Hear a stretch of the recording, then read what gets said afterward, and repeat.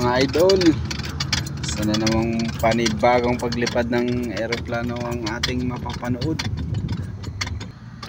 At tulad ng dati, pampasahirong eroplano to mga idol, Philippine Airlines. Ngayon nagtataksi na siya doon.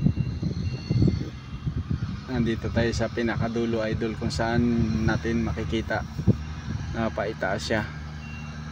Medyo makulimlim ang panahon mga idol. Kanina lang ay malakas ang ulan. Medyo tumigil na rin.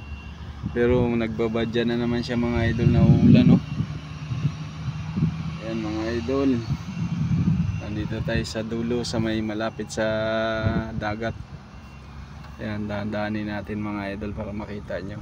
Antayin natin siya mga idol, palipad na yan. Ayan ang dagat mga idol, nandito tayo sa dulo, nagmamawer. Ay pinatabi muna tayo saglit ng tower.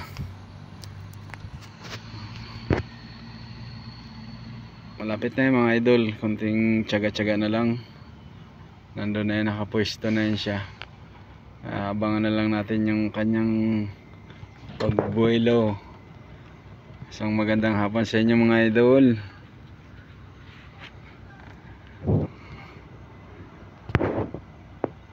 Huwag nyo kalimutang mag-like mga idol.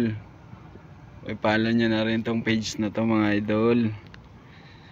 At mag-subscribe na rin kayo sa aking YouTube channel. Mapapanood nyo rin to doon mga idol.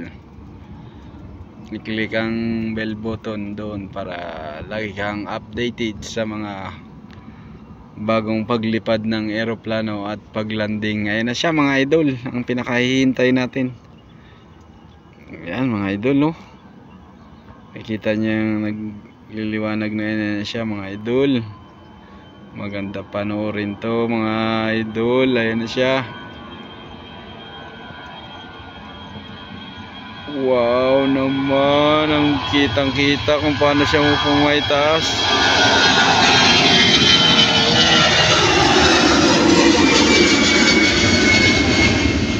Wow, Philippine Airlines pala yan mga idol. Ayan na siya mga idol, layo na. Ilipat natin dito mga idol para makita natin yun o, kabuuan niya mga idol, di ba? Sabi kasi papunta na siya sa kaulapan mga idol. Maraming salamat sa panonood. Paliko na yan siya, papunta siyang Manila. Manila yung biyahe niyan mga idol. Maraming salamat sa panonood. Sa ulitin.